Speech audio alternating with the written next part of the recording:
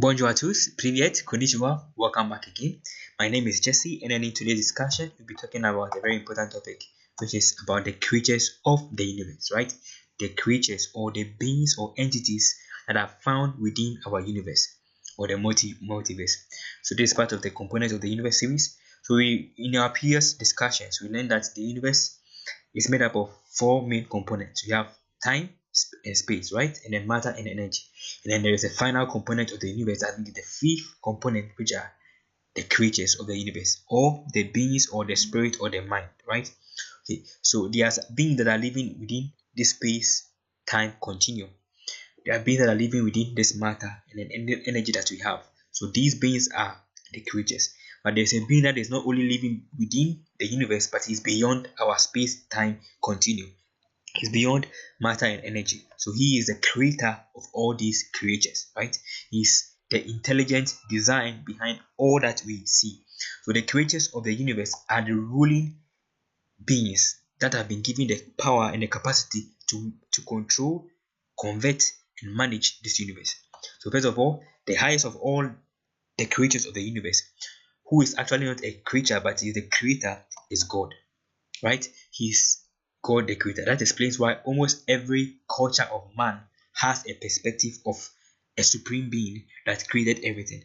Almost every culture, from the beginning of the earth till now, even those that do not believe in God, they still have a perspective of somebody creating or of something creating the universe.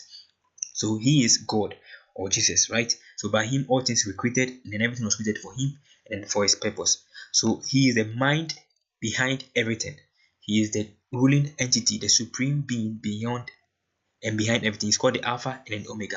A research was done, and then they found out that the smallest structure in the universe is called superstring, right? And is measured by Planck constant, which is 1.6 to the power negative 36 zeros, right? So the zeros are 36. So that is the smallest thing that they have discovered so far. And then the largest thing that they have discovered in the universe, the largest structure, is called the Hercules Corona Great Wall, which is about 10 billion light years, right? So it's so very big. So that means that the creator is beyond these things. And then although he can be found within all of them, he's omnipotent, omniscient, omnibenevolent, all of these things, but he's beyond these things. He's the Alpha and then the Omega. Now after he being the creator, he was not created, right? He self-existent, not like we who are created beings. That is why we find it difficult to understand how and why, or why God was not created.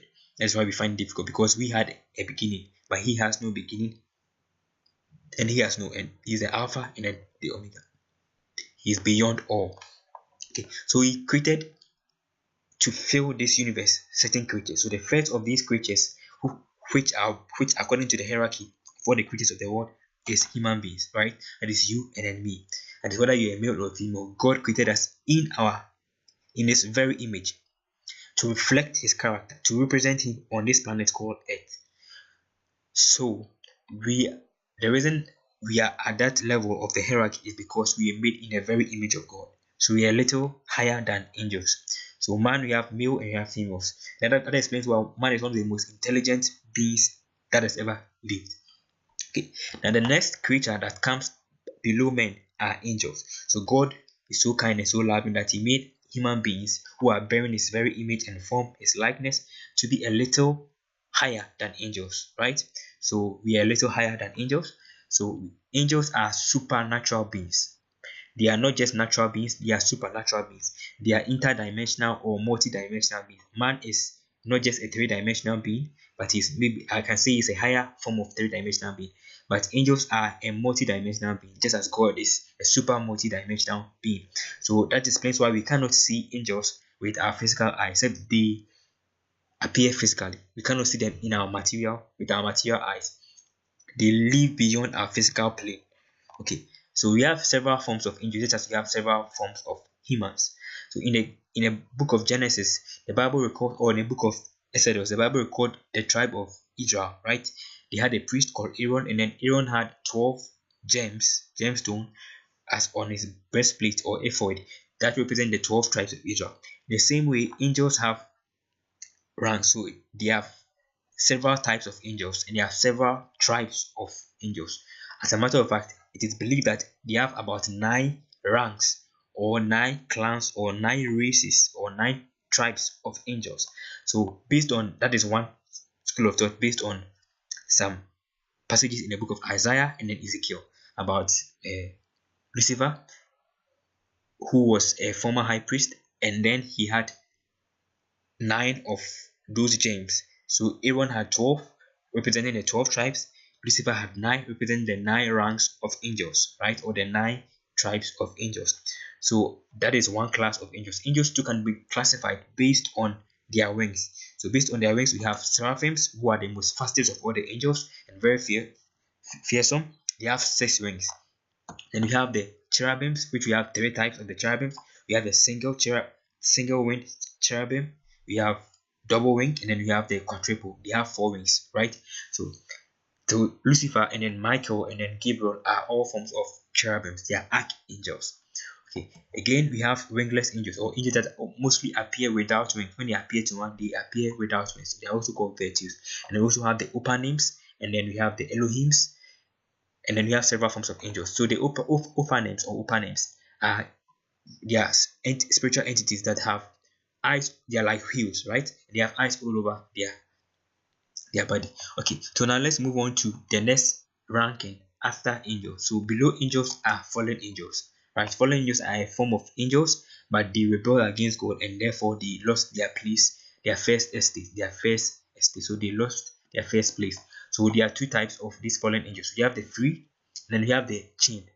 I made a mistake, it's unchained, right? You have the free and free unchained, and you have the chained ones. So the unchained angels are those that are roaming about, those that appear to different religious people and appear to them to establish religion. Those, the deceiving spirit, the seducing spirit, they are the free roaming angels. So the devil is also part of the fallen angel that is free and then is unchained and is roaming about. By the time is coming that he will be chained, right? And we have the bound angels or the chained angels. So these angels are restricted. They are the angels that came to have intercourse with human beings to produce a different breed, to produce a whole new breed of entities, right? So we'll be talking about that later. So the next form of angels, the next form of creatures that dwell in the universe are the demons. So demon, there are 2 schools of thought about their origin. The first school of thought is the pre-Adamic age. So that is, so demons are disembodied beings. Disembodied. That is, at first they used to have bodies, but now they do not have bodies. The reason is that according to this school of thought of the pre-Adamic age, there was a world before Adam was created, and then Lucifer was ruling that world, right? And then so when he rebelled with that whole group of people, those entities that were dealing in that pre-Adamic age. So those people were destroyed and then they lost their bodies. That is why they are now roaming the world looking for bodies. That's why they are disembodied beings. That is one school of thought.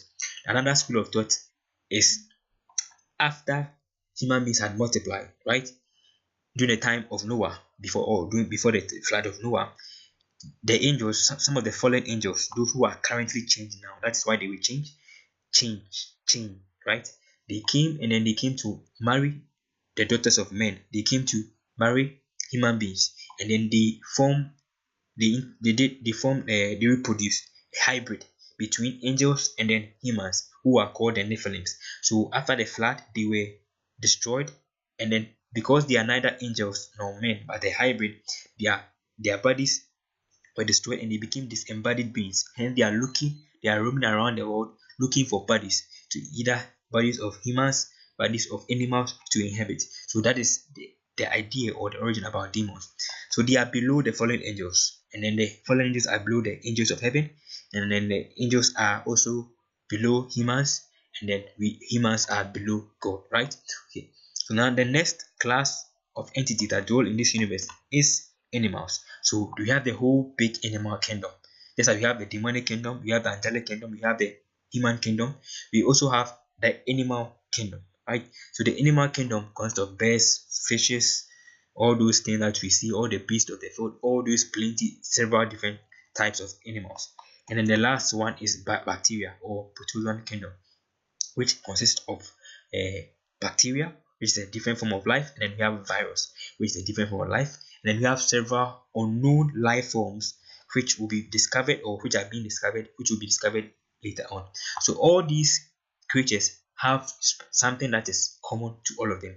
They have a specific format of life, right? All of these creatures have different laws applied to them. So there's a law that is applying to humans, there's a law applying to angels, a law working for fallen angels, a law about demons, a law for animals, a law for bacteria. And then all of these have different timelines, they have different space, they have different habitats and different medium or material bodies in which they use to dwell in this universe. So let's talk about the life forms. So the life forms we have several life forms. So the main life form, that is the highest of all the life forms in this world, is eternal life. So eternal life is not just existent or mere existent forever and ever, because everything that God created, from humans to demons, will continue to exist forever, right? So eternal life is not just existing forever, but existing forever with life, without punishment, without condemnation, without destruction, without sin, okay, without imperfection. So eternal life is the very form of life that God operates by, the very form of life of God, right? So the next form of life, which is higher, which is lower than eternal life, not higher. Eternal life is the highest form of life, which is lower than eternal life, is the immortal life. So what is the immortal life? So immortal life is the life of angels. So not everything that is immortal has eternal life. Not every entity or creature that is operating with immortal life has eternal life. For example, let me explain. Fallen angels are immortal beings, right? They have immortal life, but they do not have eternal life. It's only those that believe in Jesus that have eternal life, and then the angels that I may say, the angels of heaven that I may say, they have eternal life, right? But humans do not have immortal life. At first, before when man was created, he was created to become a living soul. So I'll call it in quote immortal, not immortal or mortal, but immortal. The reason humans before the fall of man, Adam and Eve, was immortal is that the immortal life is a bridge, right, between immortal and then mortal. That is my own term. And then it means that man could, if man had eaten the tree of life, he would have moved straight away into eternal life and then into immortal life. If man had, and then when man took the tree of knowledge of good and evil, he moved away from eternal life and he moved away from immortal life and became mortal. Right, so the immortal life is a bridge in between them. So that is the life that man had till he decided to choose the tree of knowledge of good and evil, and then he fell from immortal life and then eternal life, and then from the immortal life then to become mortal. So the next form of life, which is the broadest now in this universe, is the mortal life. So the mortal life is what we are currently working with, right? So the mortal life has several forms. We have animate life, or the zootic life, and we also have the bios, and then that is animate life for animals, humans, and all those things. And we also have bios and for bacteria, all those forms of life. And then the least form of life is the plant life, right? That is why we can eat plants without thinking about it. The least form of life. And the reason is that the plant some form of life that is not actually like life. It's not like, as compared to the animate life, it's just living, right? Okay, so these are the forms of life that exist in the universe.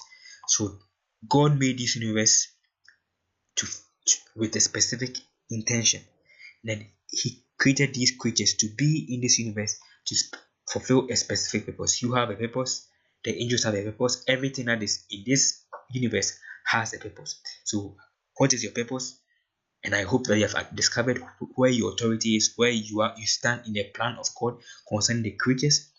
And then please don't forget to share with your friends this thing that you have learned. If you have any question and you want to know more, there's a book, Man, Angels and Demons. You can find it on Amazon. It has a lot of details about these things. Thank you, and then stay blessed.